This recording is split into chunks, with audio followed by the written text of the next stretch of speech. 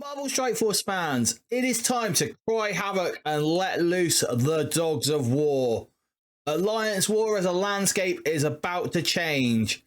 We have Ares, the god of war, arriving in Marvel Strike Force. So if you want to know what this character is all about, then join me in this video.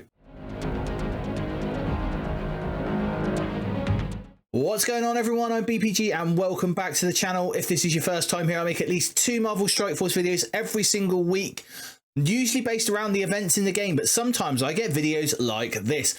So if you find the content in this video helpful, please do consider giving it a like, subscribe to the channel so you don't miss any other videos that I upload, and if you're new around here or not, please do leave a comment down below. I love to speak to each and every one of you within the community. Before we get into Ares, we've got a few things to cover that is going to be in the blog on the Marvel Strike Force website. And the first thing we're going to cover is character base stats. Now, I am going to TLDR this for you guys.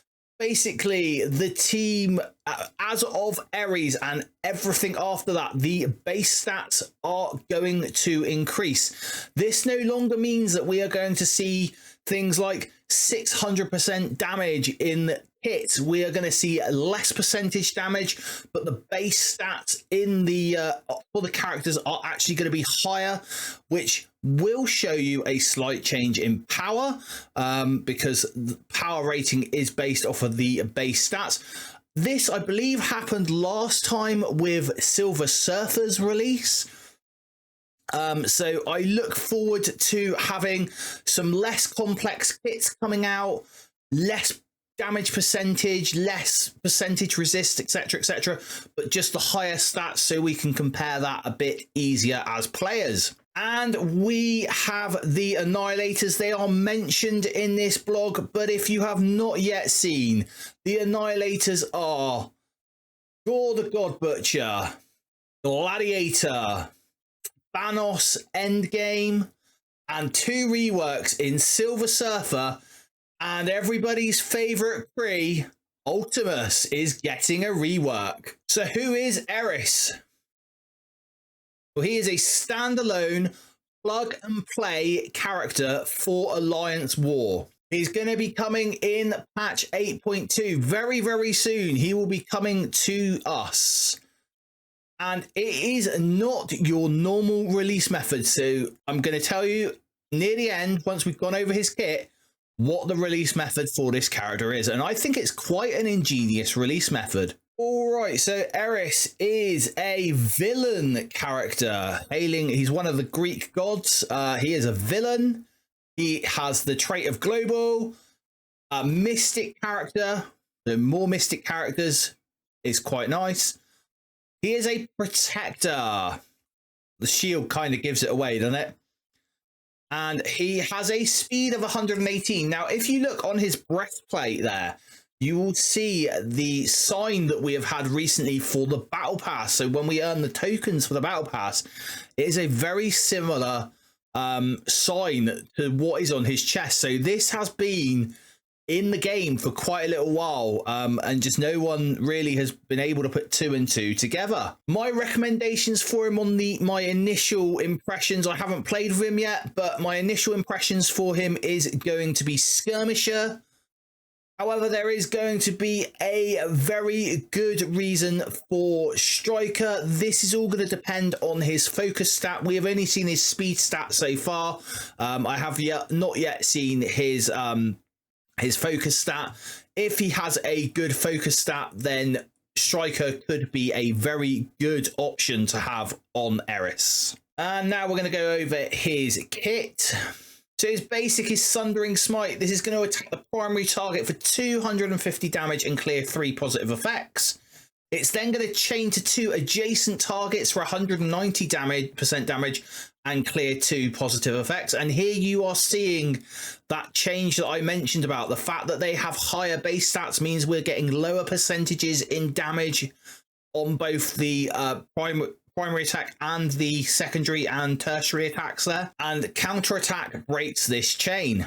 Now, this guy has awakened abilities.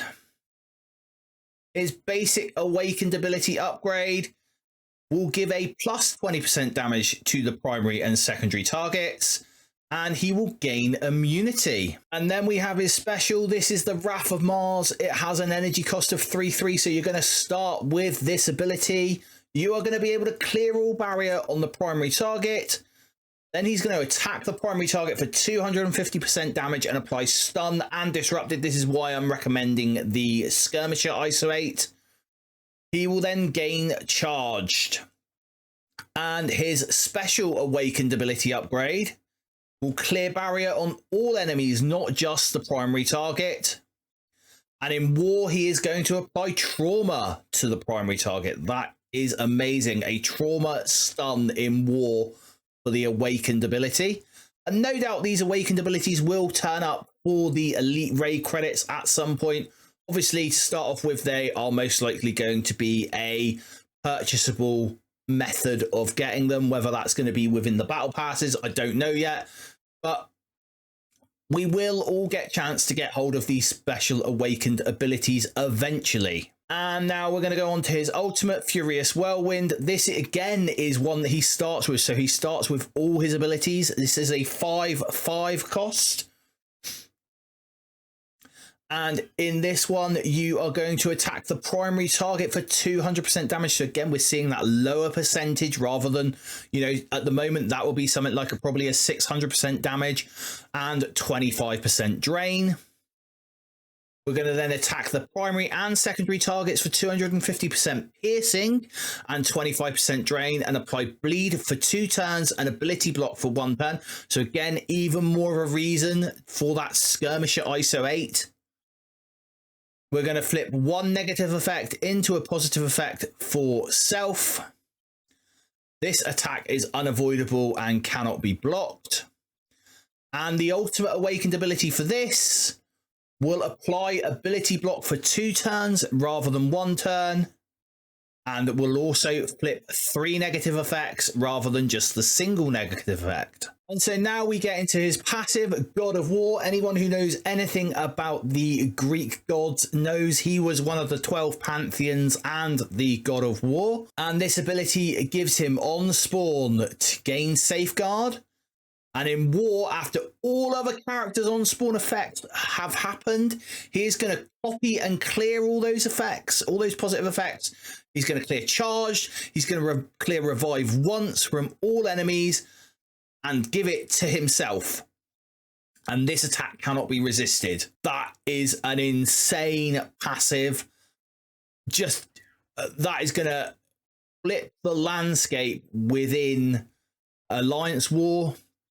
There are so many teams that rely on those early sort of buffs to themselves, and this guy is just going to go in and rip it all away. Also, on turn, if this character has charge, he's going to gain 20% speed bar and lose 1 charge. So he's not slow. That 116 speed is very, very deceptive because he is going to be gaining that speed bar every single turn. And while charged, non-mythic enemies cannot gain charged or immunity. I'm sorry. Spider Weaver, Red Hulk, Zombie Iron Man, all of you who like to gain charged, this guy is putting an end to that. If you are not mythic, you cannot gain charged or immunity. And Ares cannot be stunned. What a character. What a character. Can this get any better? Well, he does have a passive awakened ability upgrade as well. Surprise, surprise. And at the start of any match, enemy characters cannot spawn with safeguard. That is right. This guy has the exact same on-spawn passive with his awakened as Apocalypse. Now you're going to be able to do two apocalypse type matches, and he is going to gain safeguard for 2 turns. Just amazing, amazing. So I know now you are probably going, well, how do I get him? Well, he is a battle pass unlock. That is right. He is going to be available both for free to play players and for Battle Pass buyers. So those of you who buy the Battle Pass for the Dark promotion credits, you are going to get some luscious double dipping with this. He unlocked at 3 stars, and the journey starts on the 29th of July 2024 at 2 p.m. PDT or 10 p.m. BST. So the Battle Pass starts on the 29th of July. That is going to be the first Battle Pass with Eris in them. And people who have the Battle Pass, people who buy the Battle Pass, you will be able to unlock him in 1 season of the Battle Pass. And I am told that free-to-play players should be able to get him at least by Battle Pass number 3. So we will have to wait a little bit longer as free-to-play players to get our hands on this character. But I, for one, am really looking forward to him coming to the game. And so, some slightly positive news. War meta is about to get shaken up with this wonderful plug and play Eris. It's all good. There's been a lot of negative news recently in Marvel Strike Force, but this is a few little tiny positive things. Now, we don't know much about the Annihilators, unfortunately, yet, and as soon as I get more information, I will let you know. What do you think of Eris?